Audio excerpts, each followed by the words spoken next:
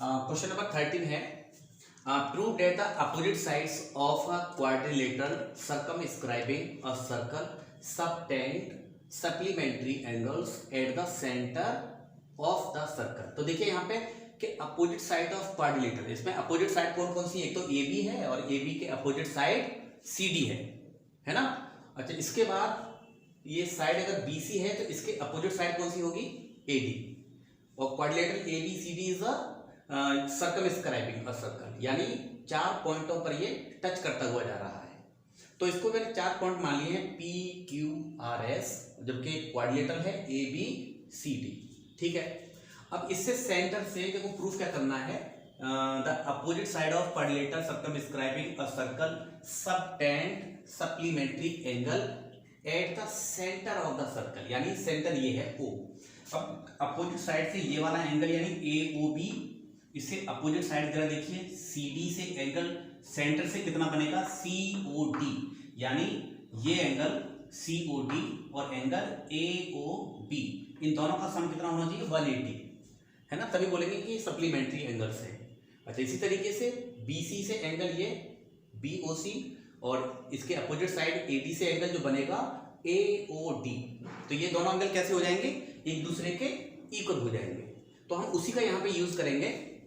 देखिए, तो अब मैंने क्या किया है कि इसको मैंने आगे डॉट डॉट बढ़ा दिया है, ये हमने कंस्ट्रक्ट किया है, सही है ना, और इसको भी मैंने कंस्ट्रक्ट किया है। तो इसको मैं यहाँ पे नाम दे देता हूँ angle 1, angle 2, angle 3, angle 4, angle 5, angle 6, angle 7 और ये एंगल 8। इसका हम यहाँ पे यूज करेंगे। सबसे पहला देखिए, ये सेंटर O है, यहां से सारे के सारे एंगल्स का जो सम रहेगा वो कितना आना चाहिए? 360। तो पहले मैं रीजन लिख देता हूं सॉल्यूशन में कि sum of angles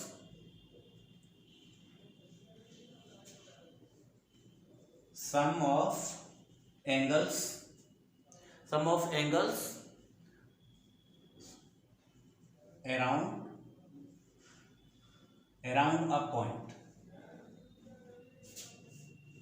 is 360 degree.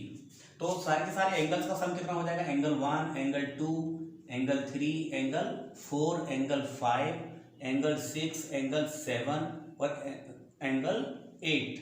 ये 360 डिग्री हो गया। अब क्या करेंगे? देखिए, ये 360 हो गया साहब।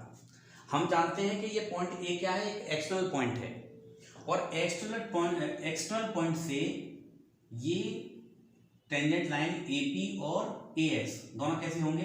इक्वल होंगे, सही है ना। अगर मैं दोनों ट्राइंगल्स को क्या कर दूं?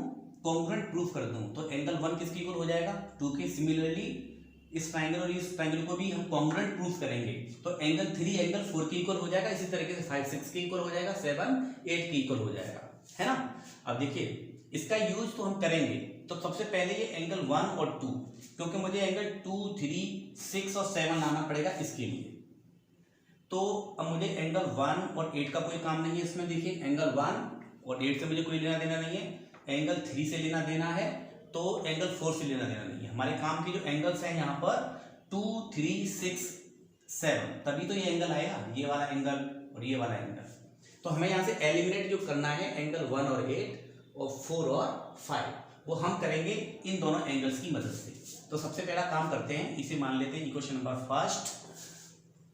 इन triangle A O S and triangle A O P में, यहां पर देखिए ओ एस और ओ पी ये यहां पे इक्वल रेडियाई है,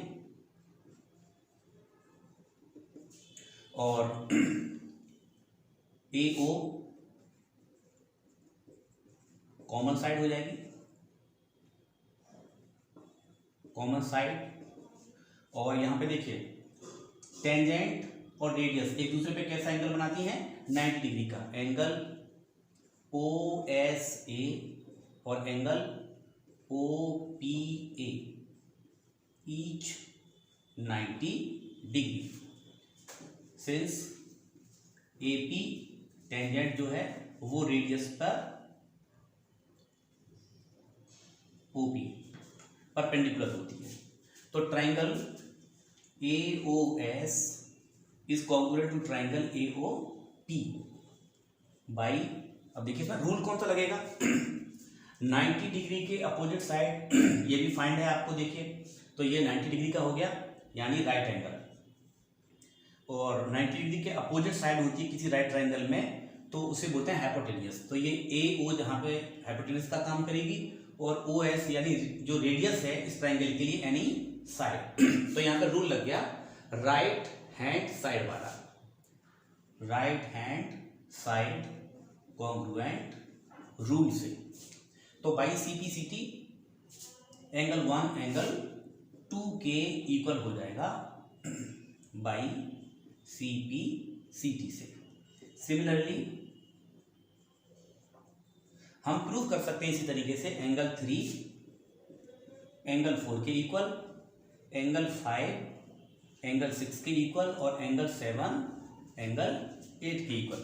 इनका हम यूज कर सकते हैं यहाँ पे ठीक है। तो अब आ जाइए आप फ्रॉम इक्वेशन नंबर फर्स्ट। देखिए इसमें आपके काम के यहाँ पे कौन कौन से एंगल है, क्योंकि आपको एंगल AOB चाहिए। AOB में एंगल है आपका एंगल 2 और 3, और COD में चाहिए, COD में एंगल 6 और 7। तो मैं यहाँ पे फ्रॉम फर्स्ट से एंगल मुझे क्योंकि 2 चाहिए तो एंगल इस पूरे क्वेश्चन को मैं लिख देता हूँ पहले, angle 2 angle 3 angle 4 angle 5 angle 6 angle 7 angle 8 360 degree. देखिए अब इसमें हमारा 2 और 3 और 6 और 7 इसको सेम रहने दीजिए आप। अब आपको जो कन्वर्ट करना है वो एंगल 1 और 8 और 5 और 4 और 5 को यहाँ पे एलिमिनेट करना है किसी भी तरीके से। तो देखिए इसके लिए आपने अभी प्रूफ किया है यहाँ पर कि एंगल 1 है, इसके लिए आप क्या यूज कर लीजिए एंगल 2। तो मैं यहाँ लगा देता हूँ एंगल 2, ये सेम लिखा रहने दीजिए। एंगल 4 देखिए, एंगल 4 देखिए ये यूज कर लेंगे आप, इसकी जगह कितना एंगल 3। और आपको यहाँ पे कन्वर्ट करना है एंगल 5 को, तो एंगल 5 की जगह पे क्या लगा दीजिए एंगल 6, ये सेम रहने दीजिए, ये भी सेम रहने दीजिए। एंगल 8 से देखिए यहाँ पे कन्वर्ट करिए एंगल 7। अब यहाँ पे देखिए एंगल 2 और एंगल 2, ये हो जाएगा 2 angle 2 angle 3 angle 3 2 angle 3 angle 6 2 angle 6 हो जाएगा, एंगल 7 एंगल 7 एंगल 2 एंगल 7 हो जाएगा 360। अब यहाँ पे क्या करेंगे आप 2 यहाँ से कॉमन ले लीजिए, ये बचेगा यहाँ पे angle 2 angle 3 angle 6 angle 7 360 degree. अब देखिए यहाँ पे एंगल 2 और एंगल 3, ये वाला एंगल, ये एंगल 2 और 3 है, ये है एंगल AOB, और यहाँ पे 6 और 7 जो है ये वाला एंगल 6 और 7 ये बन जाएगा एंगल COD। इस 2 का मैं डिवाइड करता हूं उधर जाके, तो ये एंगल बन जाएगा एंगल A2 और 3 एंगल AOB प्लस के एंगल 6 और 7 है COD 360, और 2 का मैं इधर डिवाइड कर देता हूं, तो ये फाइनली बनता है एंगल AOB और एंगल COD 180 डिग्री। एक पार्ट तो ये प्रूफ हो गया है ना, ये हमें प्रूफ करना था। इसके बाद में इसी से मैं देखो यूज कर रहा हूं यहां से, इसी वाले एंगल से, इसको मैं नाम दे देता हूं इक्वेशन नंबर 2। फ्रॉम सेकंड से क्या काम करोगे आप, देखिए एंगल 2 को यहीं से कन्वर्ट कर लीजिए आप, एंगल 2 की जगह पे लगा दीजिए आप एंगल 1, और एंगल 3 की जगह पे लगा दीजिए 3 की जगह पे एंगल 4, और एंगल 6 की जगह पे लगा दीजिए एंगल 5, और एंगल 7 की जगह पे लगा दीजिए एंगल 8। 360 तो है ही है। अब 2 से यहाँ पे डिवाइड कर दीजिए, तो एंगल 1 देखिए, एंगल 1 और एंगल 8 ये बन जाएगा एंगल AOD। इसको मैं इधर लिख देता हूं, एंगल 1 एंगल 8। अब यहां पे एंगल 1 और 8 तो इधर आ गया, एंगल 4 और एंगल 5 2 से मैं डिवाइड कर देता हूं 360 में, 360/2 ये बच गया आपका एंगल 1 और 8 देखिए, एंगल AOD, और 4 और 5 हो गया एंगल BOC, और ये हो जाएगा 180 डिग्री। ये आपका